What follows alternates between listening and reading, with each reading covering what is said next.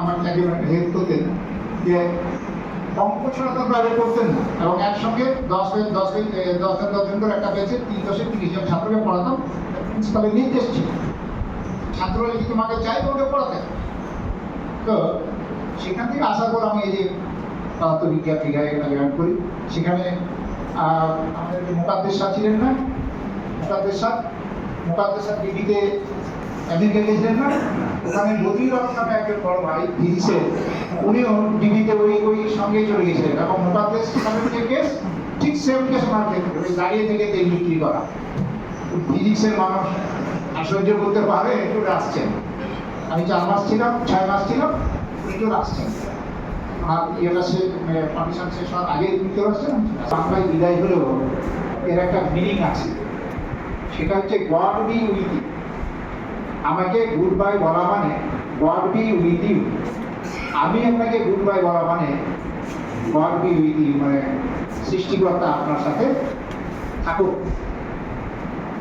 এই গুড বাইয়ের আজকের দিনটা ছিল গুড বাইয়ের, কিন্তু এই ইতিহাসটাকে আমরা জর্জ ওয়াশিংটন, এই যে আমেরিকার প্রেসিডেন্ট, একে তো চিনি আমরা, তাই না? উনি ভেঙে দিয়েছিলেন। উনি এই গুড বাই শব্দটা বলতে এসে সবচেয়ে বড় বক্তৃতা দিয়েছিলেন, গেটিসবার্গ অ্যাড্রেস নামে পরিচিত, যেটা উনি 2 টার্মে আমেরিকার প্রেসিডেন্ট ছিলেন। এবং এই বক্তব্যটা তিনি নিয়ে গেলেন যে মাই এক্সপিরিয়েন্স টু দি কলেজ, প্রশাসনিক কালের যে অভিজ্ঞতা, সেই অভিজ্ঞতাটা পুরোটা লিখে বর্ণনা করে দিয়েছিলেন। সেটা ছিল 32 পৃষ্ঠার বক্তব্য। সেই থেকে আমাদের এই ফেয়ারওয়েলটা কিন্তু প্রিন্সিপাল হবে, তিনি সেটা সম্পর্কে অ্যাডভান্স কিছু জানতে পারবেন। তো যাই হোক, আজকে এই বিদায় লগ্নে আমি আপনাদের সময় নষ্ট করবো না, কথা অনেক বলা যায়। আর এটাই আমার সেই বক্তব্য।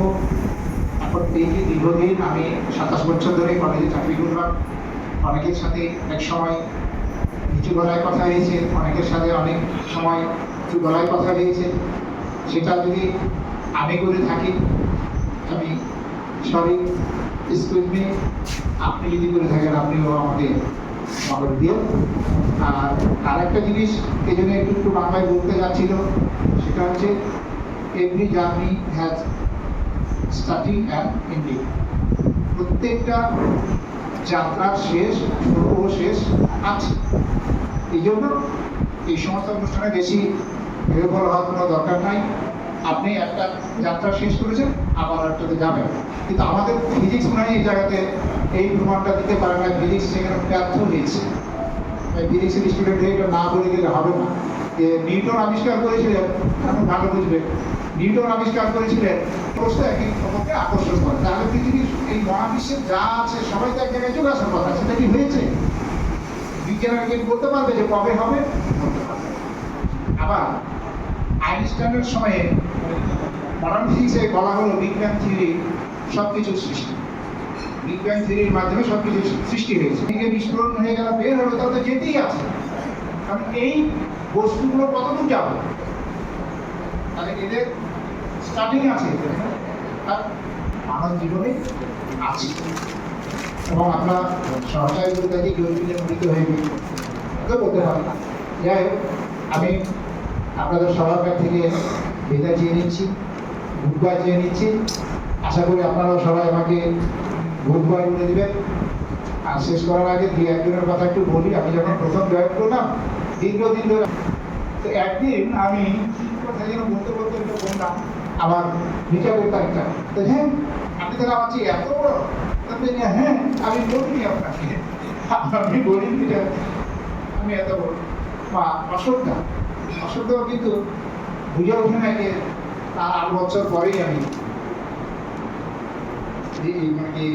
এটা ভেয়ে চলে যাবো। যাই হোক, তাকে যখন বললাম অনেক কিছুক্ষণ চুপ ছিলেন, কিছুক্ষণ চুপ থেকে বলেছে তাহলে তো তুমি তো আমার বেশি দিন পরে না, আমার পর করেই যাবো। যাই হোক, ডিপার্টমেন্টে যেভাবে রেখে গেলাম সেভাবে রেখে দিয়ে যায়। বললাম ঠিক আছে, চেষ্টা করবো। এই কথা আজকে আবার আমার সহকর্মীদের বলে যাবো যে যতটুকু রেখে যেতে পেরেছি সেগুলোকে আপনারা বিবেচনা রাখেন। আর এই যে আমাদের আব্দুল্লাহ ভাই একটা জিনিস হাসালো যে কন্টিনিউয়াসলি কোথাও না যেয়ে চা খাওয়া 3 ঘন্টা তো 3 ঘন্টায় আমি এদিক ওদিক যাচ্ছি, কিন্তু এই দিকে তো আমার ঘরটা পাহারা দিয়েছে। এই জন্য ওদেরকে যেন পাহারা দিতে না হয় এই ব্যবস্থাটা আপনারা করে নিন। ওরা যতদিন আছে একদিন আমার সাথেই চলে গেলেন, আরেকজন থাকবেন, নিশ্চয়ই তিনি অতক্ষণ ধরে বসবেন না। যাই হোক, সবাইকে আবারও বিদায়কালীন শুভেচ্ছা জানাচ্ছি। সবাই আপনারা ভালো থাকবেন, আপনারা দোয়া করবেন আমি যেন ভালো থাকতে পারি। যেভাবে আজকে দেখছেন সেভাবে যেন ভবিষ্যতে তাকে আপনি দেখতে পারেন। অনেককেই আমি এইভাবেই বলেছি। আর আমার একটা পাওয়া আছে। যাই হোক, আজকে আমাদের এই বিদায় অনুষ্ঠানের সম্মানিত সভাপতি উপস্থিত আছেন দুজন আমাদের সাবেক কবি সহকর্মী আলম ভাই আর রনু ভাই, এবং আপনারা যারা কষ্ট করে আমাদের এই বিদায় অনুষ্ঠানে আছেন, শুনছেন, সবাইকে আমি তাদের শুভেচ্ছা জানাবো। সবাইকে গুড বাই। আমি আমার তরফ থেকে গুড বাই, আপনাদের তরফ থেকে গুড বাই দেবো। গুড বাই নিয়ে একটু কথা বলবো পর। যাই হোক, আমি 1998 সালের 10ই মার্চ এই পদার্থবিজ্ঞান বিভাগে যোগদান করি, এবং আমরা 4 জন ছিলাম। আমি, আলমগীর 1, আমি 2, পাইলটের 3, আর আমাদের যে ভাবি একসঙ্গে ছিলাম। এই পদার্থবিজ্ঞানে আমি যখন যোগদান করি সেই সময়ে আমার এখানে খুব বেশি না, 5-6 জন আছেন যারা এই কলেজের শিক্ষক ছিলেন। আসাদ ভাই ছিলেন, কালাম ভাই ছিলেন, মেধার ভাই ছিলেন, আব্দুল ভাই ছিলেন, রনু ভাই ছিলেন, জেসমিন আপা। 2017 সাল, 19 বছর এই পদার্থবিজ্ঞান বিভাগটা আমাদের কামাল সাহেব খুব ভালো জানেন। আমি একাই চালিয়েছি। কামাল সাহেব থাকতেন আমার সাথে প্র্যাকটিক্যালের সময়। এটা করতাম আমরা ক্লাসটা টোটাল ইন্টারমিডিয়েট এবং ডিগ্রি 2 ক্লাস।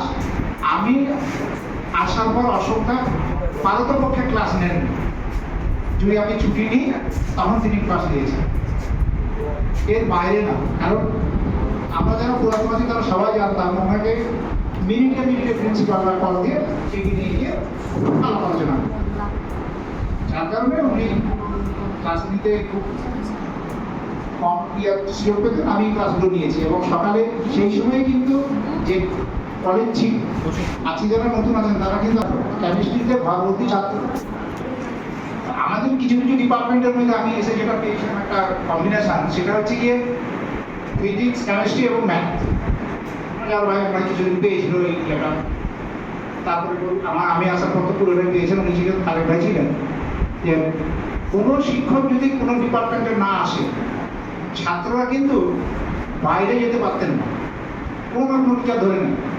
ফিজিক্সের ক্লাস হচ্ছে না, আমিন স্যার ধরে নিলেন, টিচার নয় আমিন স্যার ধরে নিয়েছে। তো আরম্ভ করে আমি বলছি না, বলতে স্যার আমরা কয়েকজন শিক্ষককে খুব আলোচনায় রেখেছিলাম। সেইটার মধ্যে অশোক স্যার একটা ছিল, মজার স্যার একটা ছিল, তারেক স্যার একটা ছিল, আপনি আমাদের শেষ সময় আসছেন। তো তারেক স্যারের সাথে আমার একটা অন্য স্মৃতি ছিল, সেটার সাথে বলি যে তারেক স্যারের সাথে আমার একটা স্মৃতি ছিল, ছোট্ট করে বলবো আমি। যদি আমাদের আগে শরীফুল স্যারের ইংরেজি ক্লাস পড়ে, তাহলে এই দুজনের মধ্যে একটা হেলছে না। কারণ শরীফুল স্যার কোনো নিয়মই মানতেন না।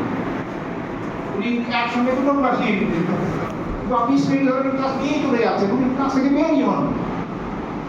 অগাধ জানতেন তো, অগাধ যারা মানুষগুলো ক্লাস শেষ করতে পারে না। তো উনি যখন 20 মিনিট আমার খেয়ে দিলেন, আমি তো তখন ওটা মেকআপ দিব। আমিও 20 মিনিট খেয়ে দিচ্ছি, তখন তারেকুল স্যার দৌড়ে চলে যেতেন ওই রশিদ স্যারের কাছে, স্যার আমার সময়টা বাবু খেয়ে নিলেন, আমার সিনিয়র ছিলেন। আচ্ছা ঠিক আছে, আমি দেখছি। ক্লাস শেষ, মতিকে দিয়ে আমাকে ডেকে পাঠাবো, যেমন একটু সময়টুকু দেখো। ঠিক আছে স্যার। পরের দিনে এমন হয়েছে যে আমার আগে তারেক স্যার পড়ে গেছে। এখন উনিও এরকম 20 মিনিট পর পাইছেন, আধা ঘন্টা পর পাইছেন, ম্যাথমেটিক্সের ক্লাস তো হবে না। উনিও 20 মিনিট 30 মিনিট আমার সময় খেয়ে নিতেন। তখন আমি এই জায়গায় অভিযোগ করে দিয়ে চলে আসলাম, স্যার আমার সময়টা খেয়ে নিলেন উনি। তো উনি আমাকে অশোকদা বলছিল, অশোক ভাইকে উনি বলছেন যে আমি তো বহুদিন প্রিন্সিপাল গিরি করলাম, তো কোন টিচার ভালো কোন টিচার মন্দ এটা যে কলেজ বা কলেজে যে সমস্ত ছাত্র ছিল, অনেক ছাত্র আমাদের ইঞ্জিনিয়ার ডাক্তার হয়েছে, অনেক গরিব ছাত্র ছিল। আমি সকালে এসে প্রাইভেট পড়াতাম, প্রাইভেট পড়ানোর পরেই আমি আবার ক্লাস শুরু করতাম। আমি শুধু প্রতিদিন ক্লাস নিতে পারতাম না এই জন্য যে আমি বলতাম যে আমি যদি প্রতিদিন সকালে ক্লাস নিই তাহলে আমি চলে যাবো বারোটায়। রশিদ স্যার বলবে যে না, এটা খারাপ দেখা। যাই হোক, আমি 19 বছর দীর্ঘ ডিপার্টমেন্টে চালিয়েছি। তো তখন অনেক পটেন্সিয়াল স্টুডেন্টগুলো থাকতো, তাদের পটেন্সিয়াল ভালো ছিল। আমার টিচিং লাইফে আসার কথা না, আমি বিও ফিজিক্সের ছাত্র না, আমি অ্যাকাউন্টিংস অ্যান্ড ইলেকট্রনিক্সের ছাত্র, এবং 3 বছর 3.5 বছর আমি ইঞ্জিনিয়ারিং করে আসছি। তো কখনো আমি আশা করিনি যে শিক্ষাগত পেশায় যাবো। যখন চাকরিটা আমাকে ছেড়ে আসতে হলো একটা কারণ, তখন তো আমাদের 7-8 বছর ধরে যে ইউনিভার্সিটিতে সেশন জব থাকতো, আমরা বিশেষ ওখান থেকে দিতে হয়েছে, ওনারা ছুটি দিতেন না, শুক্রবারে হলে আছি না হলে নাই। তো দুটো বিশেষ পেয়েছিলাম, কোয়ালিফাই করতে হবে। তারপর এখন কি করব, তখন তো কাজ পাবো মুশকিল ছিল। আমার এটা বলতে গিয়ে একজন শ্রদ্ধেয় শিক্ষকের কথা খুব ভালো মনে পড়ছে, উনি আমার বিশ্ববিদ্যালয়ের শিক্ষক খাজা জাকারিয়া আহমেদ চিশতি। তো খুব খারাপ হয়েছিল, কারণ দলগত কারণে চাকরি চলে গেছিল, উনি আবার চাকরি ফিরে পেয়েছেন। আমি খুব সৃষ্টিকর্তার কাছে দোয়া করেছি, খুব ফেভারেবল টিচার ছিলেন আমার। আর ওনার কাছে উনি যে রাগী,